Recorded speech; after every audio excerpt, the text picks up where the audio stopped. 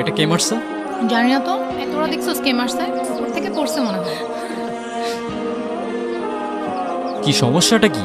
সমস্যা তো আছেই, আমরা সিনিয়ররা এখানে দাঁড়ায় আছি আর তুমি সালাম না দিয়ে চলে যাচ্ছ। কি সিনিয়রদের রেসপেক্ট করতে জানো না নাকি? সরি, আমি আসলে এত সিনিয়র টিনিয়র মানি না। যে আমাকে রেসপেক্ট করে আমি তাকে রেসপেক্ট করি, আর যে করে না তাকে নো ওয়ে। ও দেখি বেয়াদবি করতেছে আবার। এই কান ধরে উঠবাস করো 100 বার। কেন করবো? আমি বলছি তাই। मैं तुम्हारे बाप का नौकर नहीं हूँ। এই অনেক হইছে, ও যা বলছে তার চুপচাপ কর। 100 বার গুনে গুনে কর, একটাও যেন বাদ না যায়। একটা বারও করবো না। লাস্ট ওয়ার্নিং দিচ্ছি, কানে ধরো। কেন না ধরলে কি করবা?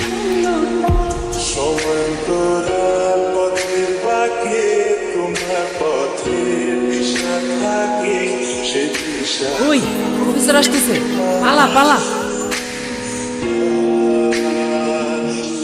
আমারে কান ধরে উঠবোস কর। চিনে না তো? ও যদি ঘাটতে রয় আমি ঘাটতে আর দাদু। এই দাঁড়াও। তুমি আবার আসছো? আরে আমার ব্যাগ তোমার কাছে। তাই তো বলি, এত হালকা হালকা লাগতেছে কেন? ব্যাগও খালি, ব্যাগের মালিকের মাথাও খালি। এত বেশি কথা বলো কেন? জুনিয়র আছে, জুনিয়রের মতো থাকো।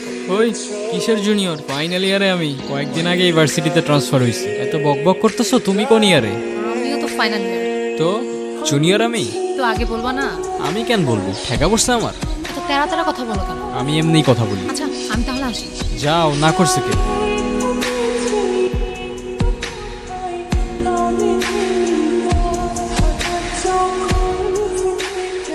এই কি অবস্থা? এই তো ভালো। কোথায় যাচ্ছ? ভার্সিটি। আর কই যাব? আরে যে লাভ নেই, আজকে কোনো ক্লাস হবে না। তার থেকে বেটার চল তোমাকে সবার সাথে পরিচয় করে। কি রে, ওরে কোত্থেকে ধরে আনছিস? ও আমাদের জুনিয়র না, সেম ইয়ার। সিনিয়র মানে? মানে ক্রেডিট ট্রান্সফার করে আমাদের ভার্সিটিতে আসছে। আচ্ছা যাই হোক, চল আমরা ট্রুথ অর ডেয়ার খেলি। এইখানে ট্রুথ অর ডেয়ার? হ্যাঁ আমি খেলবো না ভাই, তোরা খেল। চল আমরাও ক্লাসে যাই। মানে অন্য সময় কখনো ক্লাস করে না, আজকে ওদের সবার ক্লাস করতে হবে। আচ্ছা চল আমরাই শুরু করি। স্টার্ট করি। ট্রুথ। তুমি লাস্ট কবে কান্না করছিলে? কাল রাতে। আচ্ছা নেক্সট।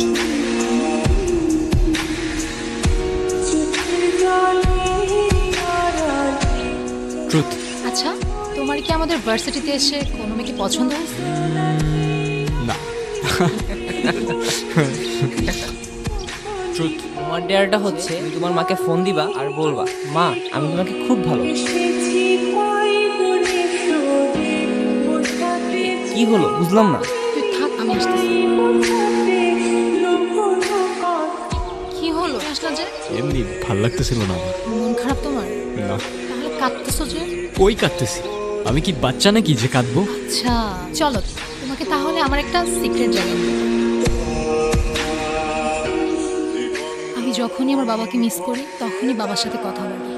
ওই যে ওইখানটায় থাকে আমার বাবা। তোমার মায়ের উপর তোমার অভিমান থাকাটা স্বাভাবিক, কিন্তু আমি এইটুকু বলতে পারি তোমার মা তোমাকে অনেক ভালোবাসে। বিশ্বাস না হয় তোমার মার সাথে একবার কথা বলি, আমার যা বলার আছে আজকে সব বলে ফেলো। মা, তুমি তো আমার সাথে কথা বলার সময়ই পাও না। কেমন আছো মা? তোমাকে একটা কথা বলি, আই লাভ ইউ মা। আর অনেক বেশি মিস করি মা। ওই দেখো তোমার মাও তোমার সাথে আছে আর আমি।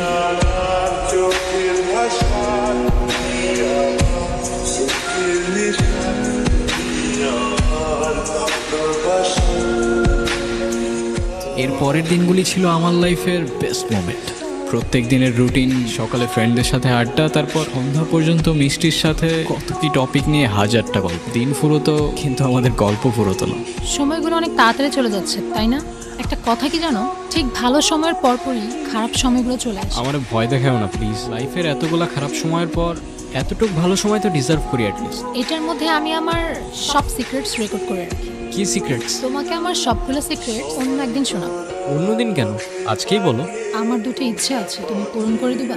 কি ইচ্ছা বলো? আজকে না, আরেকদিন বলবো না। আমি যাই, আমার ভালো লাগতেছে না। কিরে কি অবস্থা? এই তো তোর। চলে। আচ্ছা মিষ্টি কইরে? ও তো আজকে আসে নাই। আসে নাই কেন? জানি না তো। ব্যাস, ঘড়ির কাঁটা আবার উল্টো ঘুরতে শুরু করলো। আমার লাইফে খারাপ সময়টা ছুটতে শুরু করলো। জানি না আমার সাথেই কেন এমন হয়। যাদের সবচেয়ে প্রয়োজন তারাই চলে যায়। প্রথমে মা, এখন তুমি। একদিন দুই দিন করে এভাবে প্রায় 18 দিন কেটে যায়। তারপর একদিন। কি রে, কি হয়েছে তোর? আর এতদিন কই ছিলি? কিছু না, আমি ভার্সিটির কিছু পেপারস নিতে আসছিলাম। তোরা থাক, আমি যাই। তুমি কি আমাকে ইগনোর করতেছো? আমাকে যেতে দাও প্লিজ, আমার ভালো লাগতেছে না। আমি তোমাকে আটকাচ্ছি না, ইগনোরই যেহেতু করবা 2 দিনের জন্য পাশে থাকার কি দরকার ছিল? তোমার যেমন আমার জন্য ফিলিংস ক্রিয়েট হচ্ছে, সেম জিনিসটা আমারও। আমি চাই না তোমার ফিলিংসটা আরও বাড়ুক, না হলে শেষে অনেক বেশি কষ্ট পেতে হবে। কেন কষ্ট পাইতে হবে? তুমি শুধু বলো হয়েছেটা কি, তোমার এই অবস্থা কেন? এর থেকে বেশি কিছু আমি তোমাকে বলতে পারবো না। সরি বারফি। হাই, আপনারা শুনছেন রেডিও মিষ্টি। আমি জানি না আজ আমি কি বলবো। Thyroid cancer, last stage. আমার 2টা সিক্রেট ইচ্ছা আছে জানো। প্রথম ইচ্ছেটা হচ্ছে আমি আমার সবচেয়ে প্রিয় মানুষটার সাথে ওই ইচ্ছে পাহাড়ে যাব। আর দ্বিতীয় ইচ্ছেটা হচ্ছে মিষ্টি, একটু এদিকে আসো, তোমার সাথে ইম্পর্টেন্ট কথা আছে। কি করতেছো এগুলা বারফি? চোখটা বন্ধ করো, চোখটা খোলো। তোমার ইচ্ছাগুলা আমার পূরণ করার কথা ছিল। তুমি যাবে আমার সাথে ইচ্ছে পাহাড়ে? ওই আর কত দূর? এই তো আরেকটু। এই দিনটার জন্য আমি কতদিন ধরে অপেক্ষা করে আছি আমার কোনো আইডিয়া নেই। এখানে শেষবার যখন এসেছিলাম তখন আমার বয়স 6 বছর। এরপরে কখনো আসোনি কেন? এখানে একা একা আসলে আমি আমার বাবাকে হয়তো এতটাই মিস করতাম যেটা আমি সহ্য করতে পারতাম না। এই ভয়ে তোমাকে একটা কথা বলি। বলো। থ্যাঙ্কস। আমার তো থ্যাঙ্কস লাগবে না, তো কি লাগবে? তোমার একটা স্মাইল। আচ্ছা এদিকে আসো।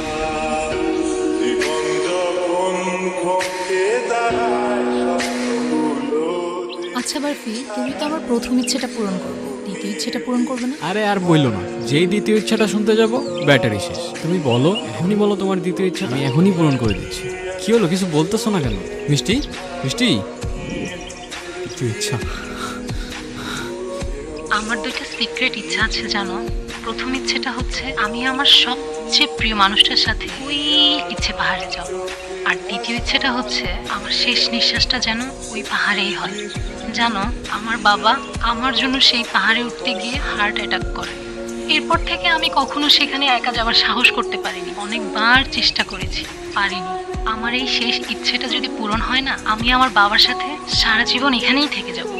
কষ্ট পেও না, তোমাকেও দেখছি আমি দূর থেকে। নথি কখনো বদলানো যায় না রে। নিজেকে আর কত দোষারোপ করবি? প্রতিটা বছর এই দিনে তুই এইখানে আসিস, কি লাভ? আমারে বল। ট্রেন ছাড়ার সময় চলে এসেছি, চলে আসিস, ওয়েট করতেছি। তোমার ইচ্ছে তো পূরণ হয়ে গেল, কিন্তু আমি আবারও একাই রয়ে গেলাম। তুমি আর মা হয়তো দুজনেই আছো, কিন্তু অনেক দূরে। I miss you. আমি আসবো প্রত্যেকটা বছর তোমার ইচ্ছে পাহাড়ে।